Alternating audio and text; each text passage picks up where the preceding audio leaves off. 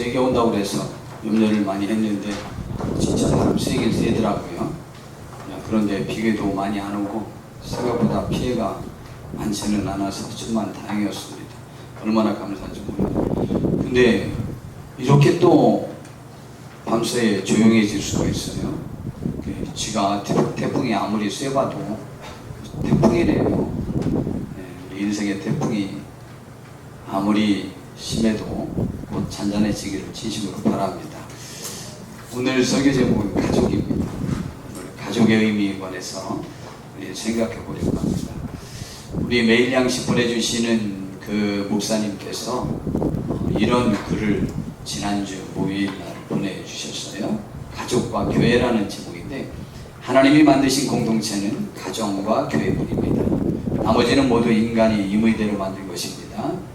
만약에 아담이 타락하지 않고 건재했다면 교회는 아예 생겨나지도 않았을 것입니다. 가정만으로도 충분했을 것입니다. 창세로부터 하나님은 가정을 통해 하나님 나라의 일을 하려고 작정하셨습니다. 그렇기 때문에 가정이 중요하고 그만큼 사탄의 공격도 심합니다. 가정과 교회는 사탄의 집중 공격 대상입니다. 이 둘만 파괴하면 모두가 파괴되기 때문입니다. 라고 이렇게 말했습니다. 맞는 말 같죠?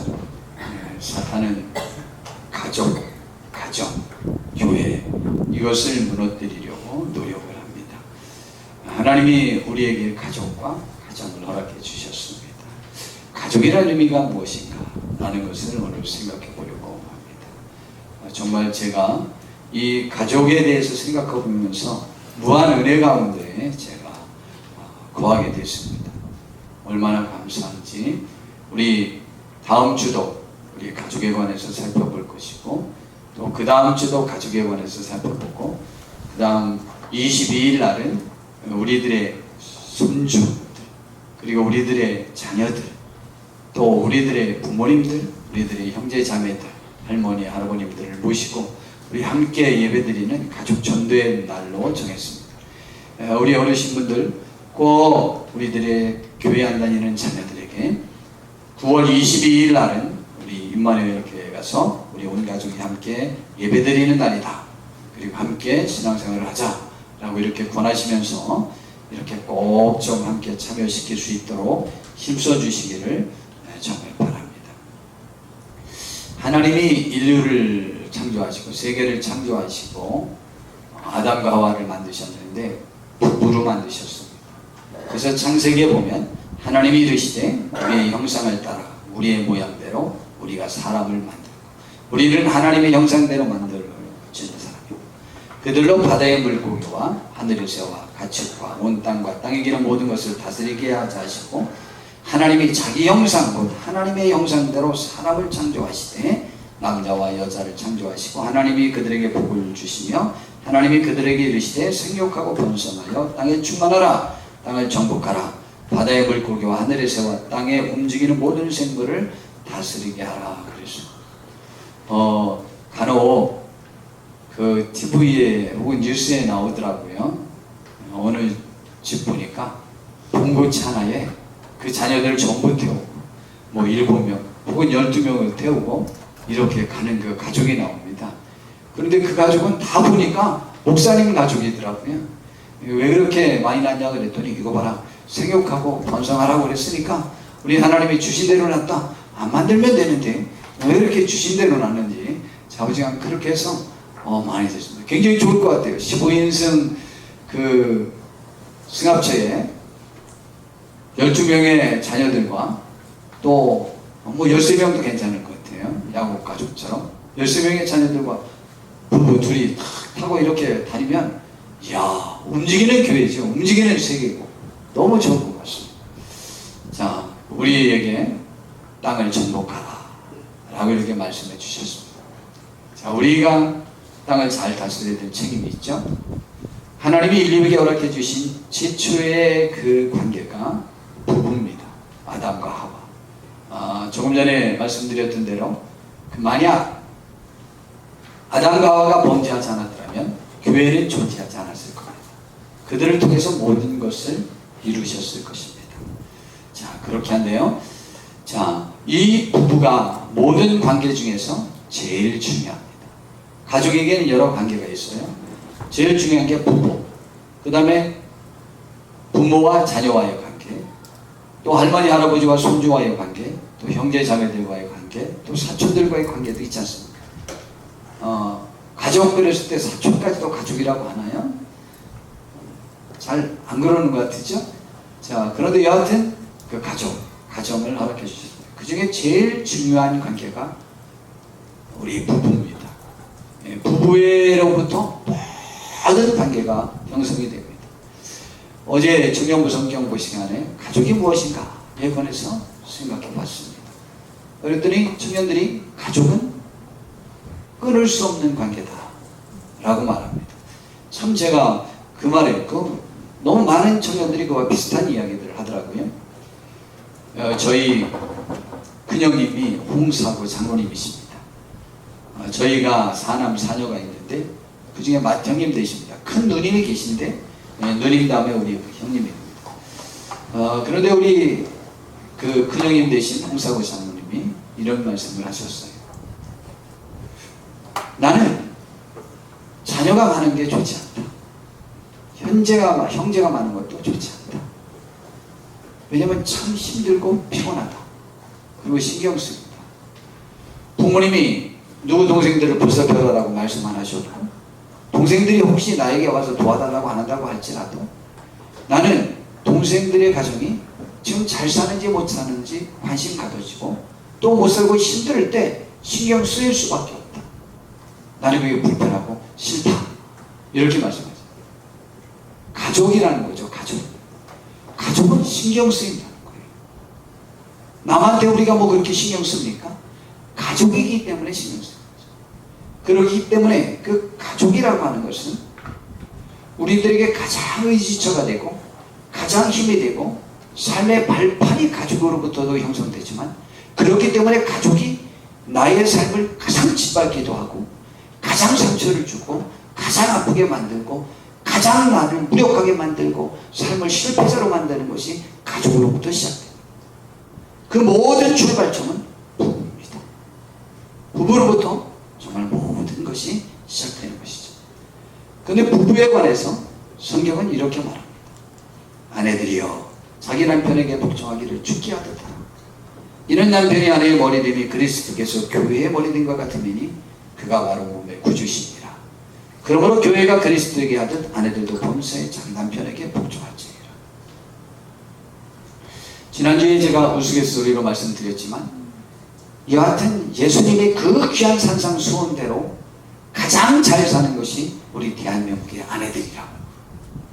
거기 보니까 오른편뺨을 치면 어디까지도 들려대라고요? 왼편도 들려대.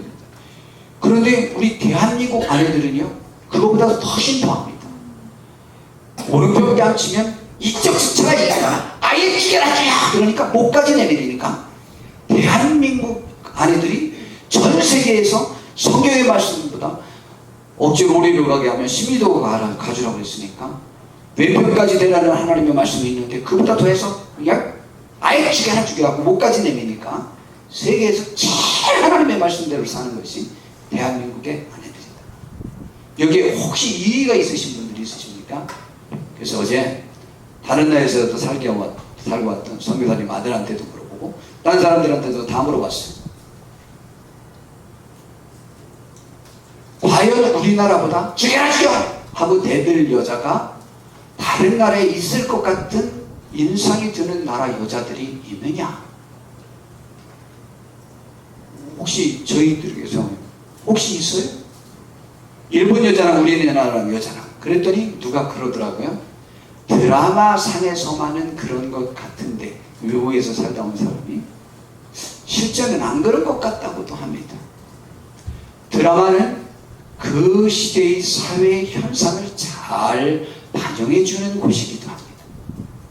근데 일본 여자랑 우리나라 여자랑 나왔을 때 일본 여자가 그렇게 하나님 말씀대로 남편이 한 뼘 자니까 한 뼘 더 차게 쳐라 인간아 아예 죽여라 이렇게 할 것 같은 인상이 일본 여자들 속에서 잘 안 보이죠.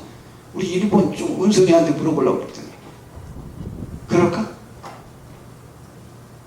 그러면 서양이 남녀 평등을 그렇게 주장하는데 그 여자들 인상 속에서 혹은 드라마나 영화 속에서 죽여라 죽여라 이 인간아 이러는 것 거의 안 나옵니다. 어느 때는 막장 드라마 같은 그것도 잘 보면 막장이 아니에요. 우리가 훨씬 막장. 세계에서 제일 나름대로 드세고 여자의 영향력이 강한 곳이 중국이라고도 하는데 중국 여자들이 정말 우리나라 여자들처럼 그럴 것 같으냐? 우리 잘 생각해보니까 그래요. 서양은 절대 안 그럴 것 같고 일본 안 그럴 것 같고 그나마 이제 견줄 수 있는 건 중국인데 안 그런 것이죠. 성경은 별로 타협하지 않습니다. 교회가 예수님께 복종하듯이 아내들은 남편에게 복종하라 라고 이렇게 말하고 있습니다. 저는 하나님의 말씀을 믿는 거예요. 그랬더니 우리나라 사람들이 전에 하도 당해서 그랬다. 그렇게 치면 그 아내들이 며느리로서 많이 당했으니까 현재 사위들이 얼마나 상처받는지 알아요?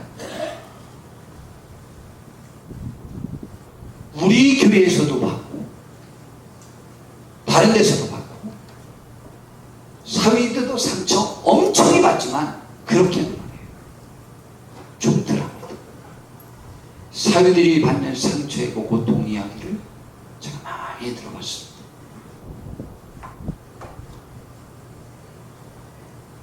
잘 대해주려고 하는 것도 그들의 자존심을 짓물게 할 수도 있고 모면하는 한두 번의 눈초리로도 남자들은 여자보다 더 견디기 힘들 만큼 어려워할 때도 많습니다. 그러나 여하튼 성경은 아내 보고 남편에게 순종하라고 그랬습니다. 그렇기 때문에 지금의 대한민국의 아내들이 우리나라에 전해 내려오던 그런 풍습 때문에 당했다는 것을 빌미삼아 어떠한 것으로든 내가 그렇게 하는 행동을 정당화할 수 있는 것은 없습니다. 순종하십시오. 그리고 성경에 표현한 대로 적용해야 합니다.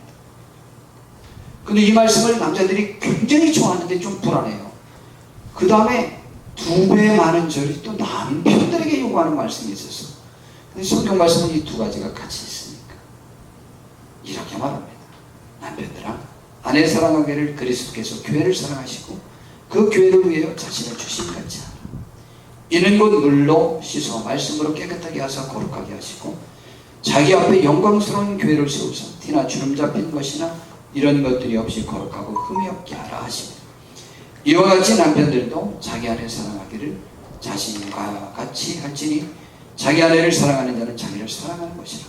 누구든지 언제나 자기 육체를 묘하지 않고 오직 양육하여 보호하기를 그리스도께서 교회에게 함과 같이 하나니 우리는 그의 몸의 지체라. 그랬어요.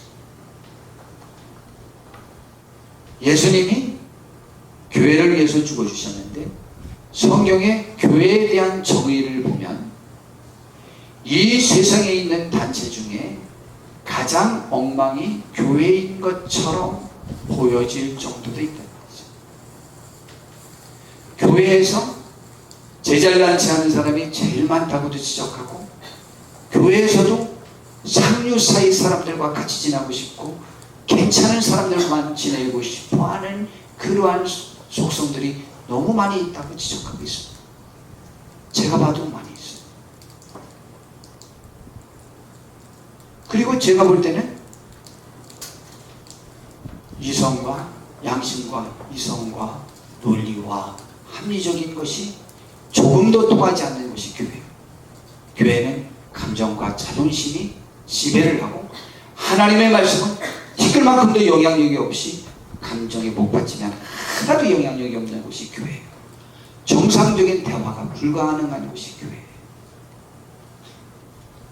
그런데 예수님은 그 교회를 위해서 하나님은 그 교회를 위해서 얼마나 사랑했냐면 자기의 독생자 아들을 주셔서 그 교회를 위해서 죽어주셔서 그 교회의 흠과 그 교회의 잘못된 점이 하나도 없는 것처럼 하나님 앞에서 당당하게 활동할 수 있도록 그를 보호하고 양육하고 씻겨주고 변호해주는 그 일을 하나님이 하셨던 것처럼, 예수님이 하셨던 것처럼 아내에게 그렇게 해서 당당하게 활동하도록 해줘라 라는 말이죠. 제가 잘 못하는 것이지 않습니까? 교회는 목사인 저에게서 예수님의 말씀대로 사는 모습을 보고 싶어 하는 거예요. 그 중에 제일 보고 싶어 하는 것은 제가 제 아내를 그렇게 성경대로 사랑하는 것을 보고 싶어 하는 거죠. 그러므로 제가 잘 못하니까 못난 목사죠. 자, 그런데요, 그렇게 해줄 때 우리가 좋은 가족, 부부를 이룰 수 있게 되는 것이죠. 남편은 그 일을 해야 되는 거죠. 이것은 결혼을 하지 않은 바울 사도에 의해 쓰여진 말씀이고, 예수님의 제자가 될 때부터, 부름받을 때부터 결혼한 상태였었던 베드로 사도는요, 부부관계에 관해서 표현할 때 이런 표현이 가장 마음에 들어요. 여자는, 아내는 연약한 그릇이라. 더 연약한 그릇이라 이 말이죠. 그렇기 때문에 남편들이 아내를 보호하지 않으면 바로 깨져버려요. 망가져버려요. 그것을 이해하는 게 남편이라. 그리고 그렇게 실천하는 것이 남편의 삶인 것이죠. 우리 남편들 그렇게 살아봅시다. 아멘, 아멘. 전에 이거 하자 그러면은요, 여기 성가대에서 이 앞에 두 줄이 아멘 그랬어요. 근데 남편에게 묻는데 여자들이 아멘 하더라고요. 우리 복종하면 됩니다. 순종하면 됩니다. 우리 대신 우리 남편들은 그렇게 하시면 됩니다. 성경엔 그래서 그러나 너희도 각각 자기의 아내 사랑하기를 자신같이 하고 아내도 자기 남편을 존경하라. 그렇게 됐어요. 가족이란 말이 성경 맨 처음에 나온 성경 구절이 어느 곳인가 라고 해서 제가 찾아봤습니다. 그런데 번역본이 수십 개가 돼요. 우리가 이 지금 보는 이 성경을 갖다 뭐라고 그러냐면 개역 개정이라고 해요. 조금 전에 사용하던 것이 개역 성경이에요. 개역 성경에서는 몇 절 후에 가족이 처음 나와 있고, 개역 개정 성경에서는 오늘 본문이 처음이에요. 창세기 45장 11절 말씀.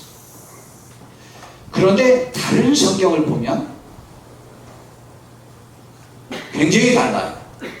아주 처음 나온 것이 그 앞에 것들도 있고 많아요. 그런데 그 가족이라는 단어가 나온 그 성경 구절을 제가 찾아보면서 무한 은혜에 제가 빠져들었어요. 얼마나 은혜 받고, 굉장히 은혜 받아서 기도하면서도 은혜 받고, 여하튼 문다고 해서 은혜롭게 설교하는 건 아니지만 일부 예배 때도 눈물이 나서 더 이상 진행을 하지 못할 정도로 그러더니 학생 예배 때도 그러더라고요. 학생 예배 때는 안 그렇지 않았어요. 거기서 더 심해서 아예 진행을 못했어요.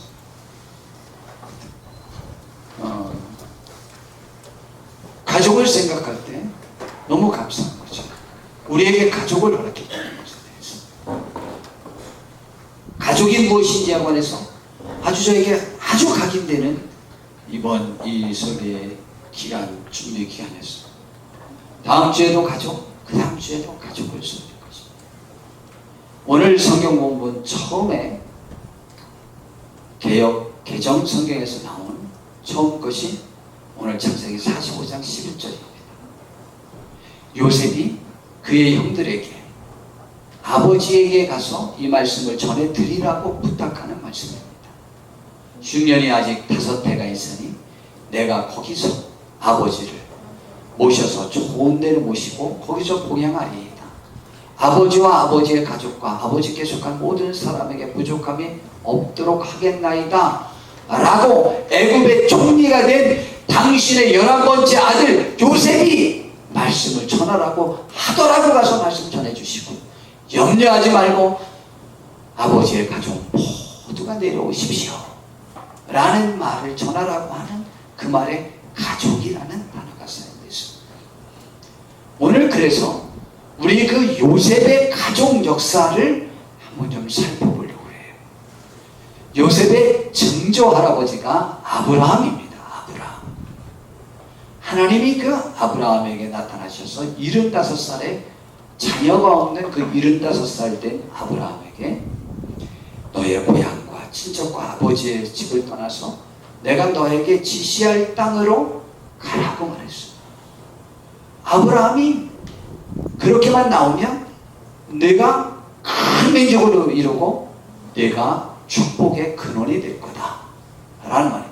아브라함이 그 말을 듣고 굉장히 소망이 생겼어요. 자녀가 없는 자기에게 큰 민족이 될 거라니까, 그러니까 자녀도 낳을 수 있을 것이다 라는 것이죠. 그런 기대를 갖고 나왔습니다. 근데 하나님은요 참 이상한 분이야. 나가라고 했으면 어느 땅으로 가라고 그러지, 나가면 그 다음에 계속 안내하겠다는 거예요. 그런데도 나왔어요. 어디로 갈지도 모르는데도. 그 다음에 아들을 안 주니까 그가 다메섹에서, 다메섹 사람 엘리에셀이라고 하는 사람을 양자로 받아들였어요. 그리고 복은커녕 전쟁에 휘말린 다음에 하나님이 나타나셔서 나는 너의 축복이요 너의 방패요 지극히 큰 상급이다 그랬어요. 근데 아브라함이 최초로 하나님께 대듭니다. 하나님, 상급이요? 저에겐 아들도 없습니다. 근데 무슨 상급이에요 하나님? 그냥 저 엘리에셀이나 내가 양자로 드렸으니까 엘리에셀이나 그냥 내 아들로 잘 크게 해주시죠.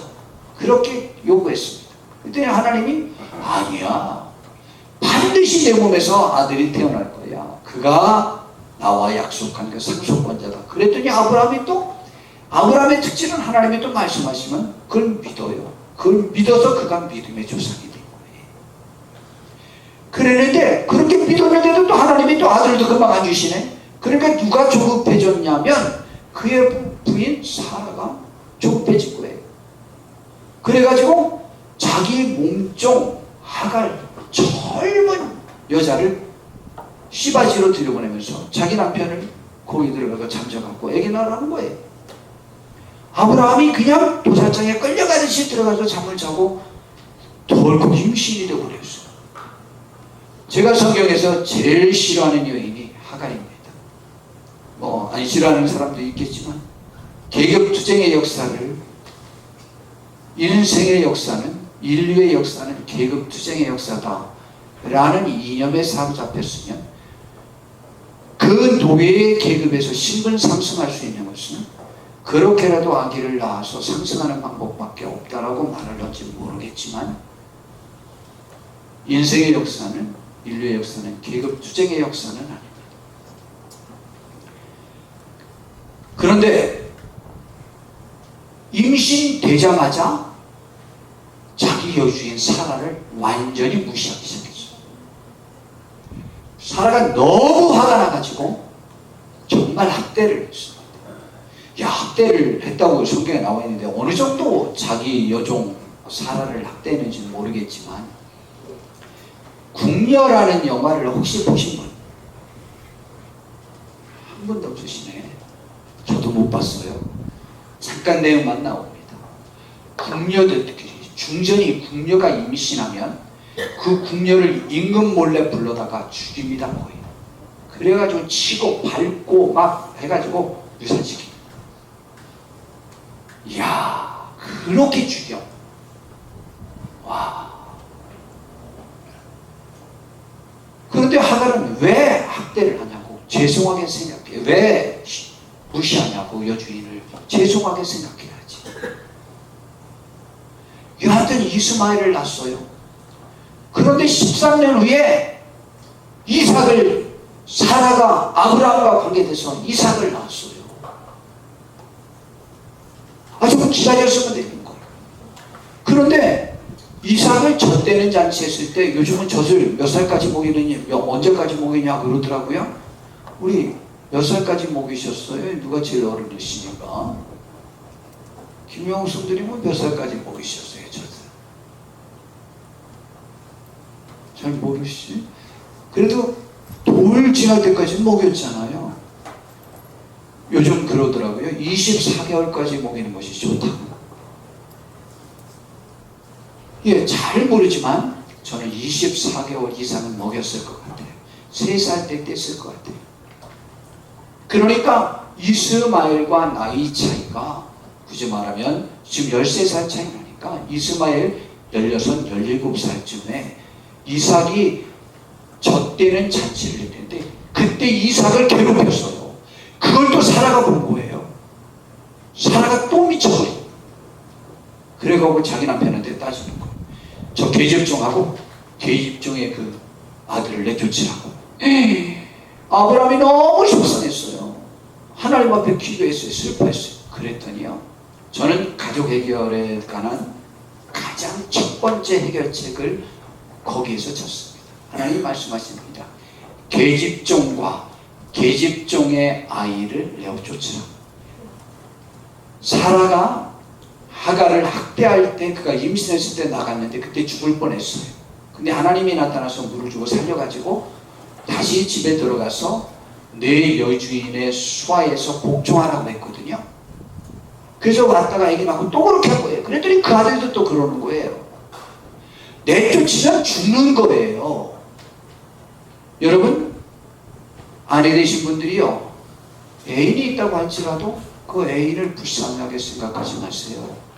남편 되신 분들이요, 남자 되신 분들이요, 가서 아기를 낳고 그와의 관계를 끊어버리면 내 아이와 내 여녀가 먹고 살 길이 막막하다고 할 때 하나님의 해결책이 뭔지 압니까? 완벽히 끊어버려라. 나가서 죽는 것은 네 상관이 아니다라는 거예요. 그리고 내쫓으라고 했어요.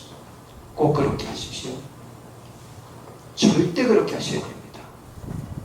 근데 하나님이 그들이 나가서 죽게 돼서 하나님 앞에 부르짖으니까 그들을 살렸어요. 이것이 화근이라. 이삭과 지금까지 대대로 이스마엘, 아랍권과 이 누구야? 이삭, 이스라엘과 최고 원수를 찌르잖아요. 여러분, 모든 집안의 많은 문제가 사실은 아담 가족도 그랬고 아브라함 가족도 그랬고 아내들에 의하여 많은 문제가 발생됩니다. 정말입니다. 가족이 화목하지 못한 것들의 많은 부분이 남편도 책임이 있지만 아내들의 책임. 저는 이렇게 생각합니다. 사촌이 땅 사내면 배 아프다라고 했는데 사촌도 배가 아프겠지만 사촌 댁 때문에 문제가 생깁니다. 저는 그렇게 생각합니다. 여러분, 아브라함의 가족이 그런 가족이었어요. 그럼 그 이삭 가족은 그 가족도 막장이라. 아브라함의 아들 요셉의 할아버지 이삭은 또 어땠냐? 40살에 결혼해서 그 아내 리브가가 임신했습니다. 근데 배가 좀 불러오기 시작하는데 속에서 막 치고받고 자기들끼리 싸우는 것 같은 거예요. 하도 아프고 힘들어서 하나님 앞에 기도해봤어요. 왜 그러냐고. 그랬더니 하나님이 말씀하셨어요. 여호와께서 그에게 이르시되 두 국민이 네 태중에 있구나. 두 민족이 네 목중에서부터 나누이리라. 이 족속이 저 족보다 강하겠고 큰 자가 어린 자를 섬기리라. 그래서 에서가 맏형으로 태어났고 야곱이 둘째로 태어났는데 에서는 털부순이로 태어났고 사냥을 좋아하고 이 야곱은 집에 있는 걸 좋아하고 엄마랑 부엌에서 지내는 걸 좋아했어요.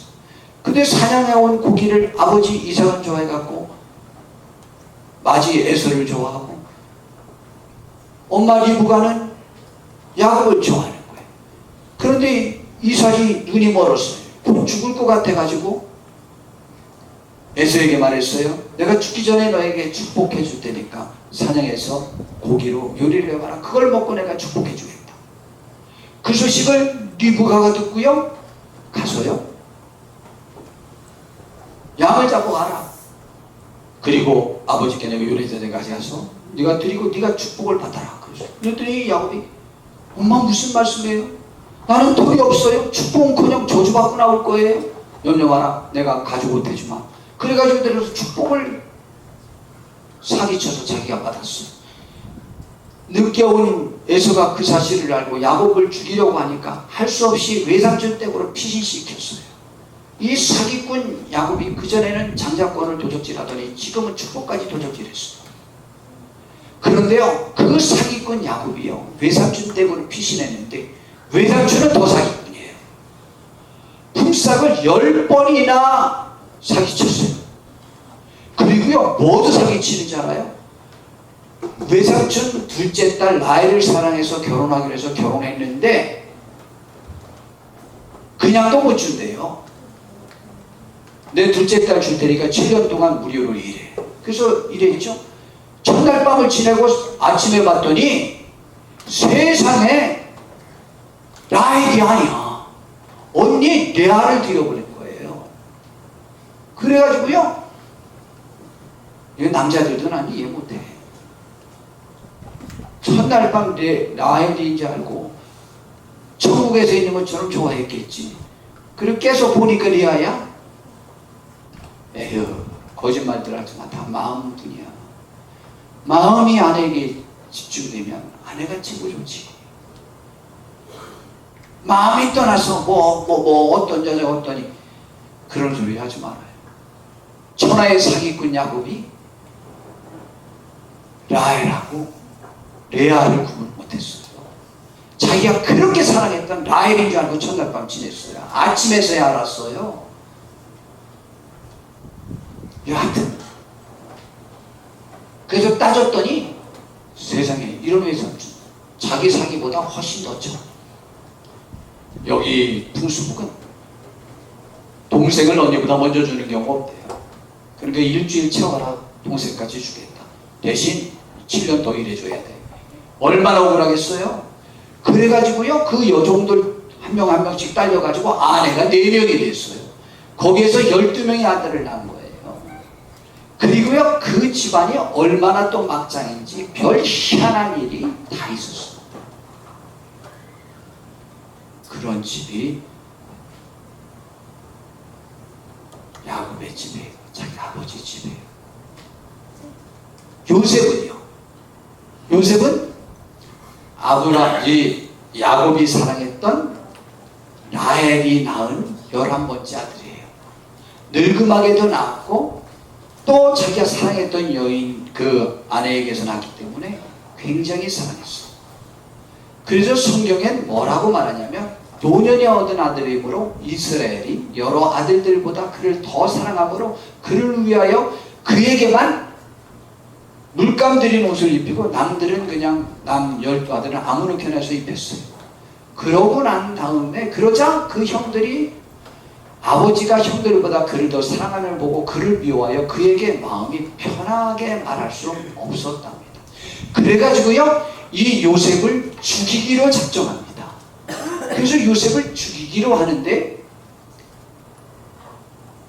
죽이려고 했는데 웅덩이에 넣은 것을 다른 상인이 건져서 이스마엘 상인에게 팔아버렸고 이스마엘 상인은 그것을 애굽에 가서 종으로 팔았는데 애굽 황제의 경호실장 지휘대장인 보디발의 집에 종으로 갔습니다. 그래가지고 그 종으로 사는 동안에 너무 인정을 받아서 가사일 모두를 도맡아게 됐는데 문제가 생겼어요. 그 보디발의 아내가 날마다 성관계 좀 하자고 잠 좀 자자고 붙잡고 늘어지는 거예요. 그날도 집안일 때문에 들어갔는데 붙잡고 오늘은 안 놔주겠다는 거야. 꼭 오늘은 자자는 거야. 그러는 바람에 붙잡고 안 놓으니까 옷을 벗어던지고 그냥 도망쳐 왔어요. 옷을 붙잡고 늘어지는 거야.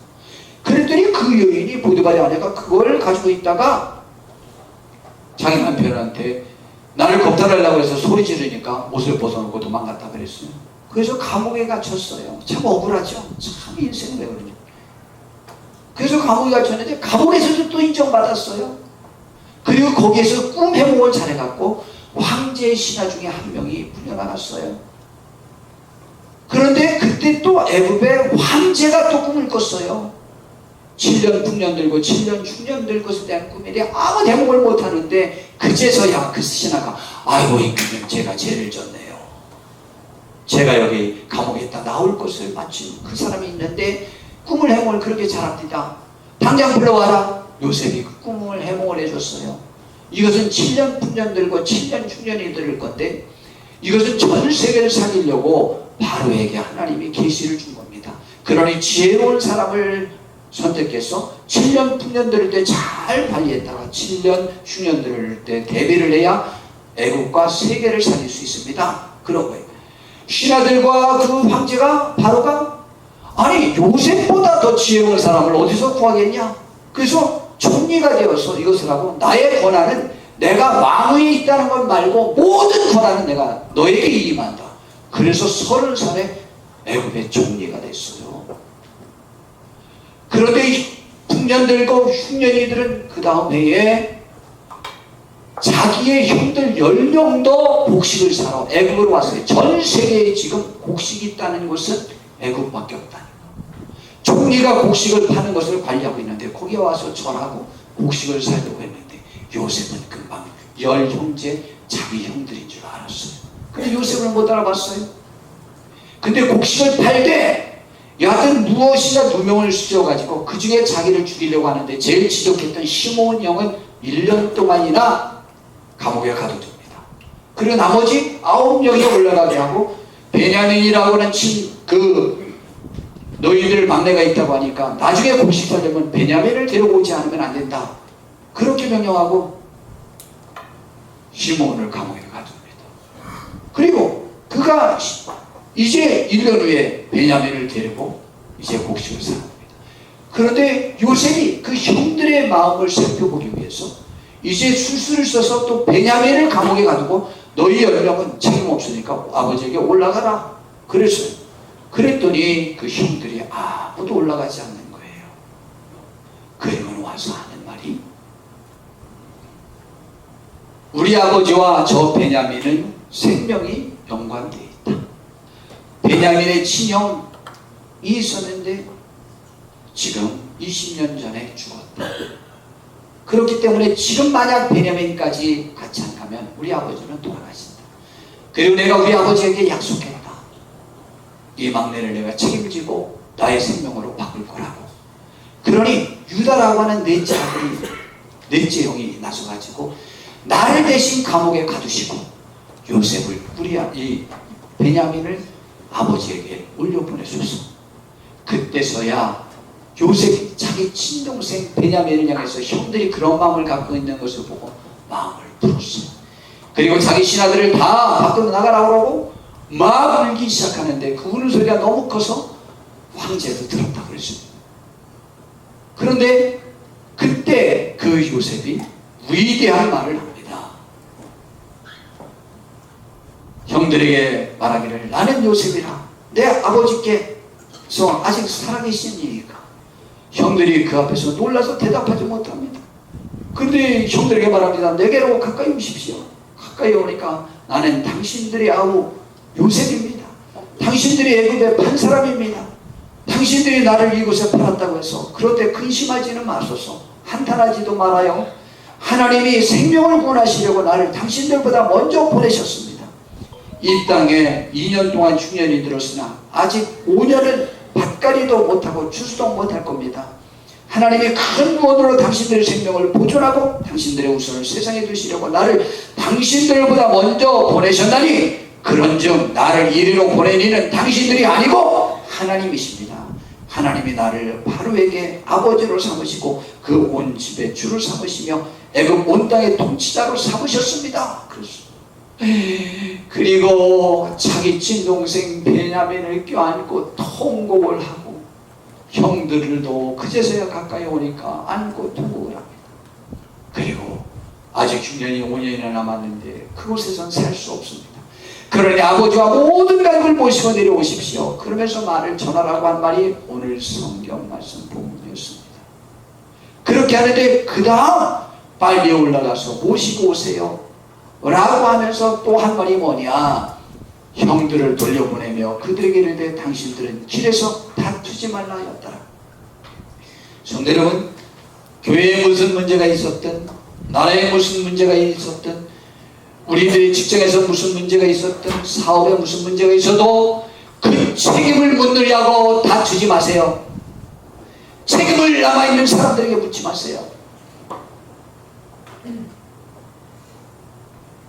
요셉이 비록 이런 상황이 되었다고 할지라도 시므온아 네가 자꾸 죽이자고 해서 이런 일이 있었지 않느냐, 이런 거 다투지 마세요. 너무 멋있죠. 제가 책임을 물을 의사가 없으니까 다투지 마세요. 다툴 것 뻔합니다. 가다가 거봐라 너 뭐 이러면서 다투지 마세요. 이제 야곱의 애굽으로 내려옵니다. 잘 살다가 그가 죽기 전에 또 유언도 합니다. 아버지가 죽자마자 그 형들이 갑자기 두렵기 시작했습니다. 그래서 요셉에게 찾아와서 또 이런 말을 합니다. 요셉의 형제들이 그들의 아버지가 죽었음을 보고 말하되 요셉이 혹시 우리를 미워하여 우리가 그에게 행한 모든 악을 다 갚지는 아니할까 하고, 이제 아버지가 없으니까 옥수를 갚을까봐 두려운 거예요. 요셉에게 말을 전하여 이르되 당신의 아버지가 돌아가시기 전에 명령하여 이르시기를 너희는 이같이 요셉에게 이르라 네 형들이 내게 악을 행했을지라도 이제 바라건대 그들의 허물과 죄를 용서하라 하셨나니, 이것이 아버지의 뜻이에요.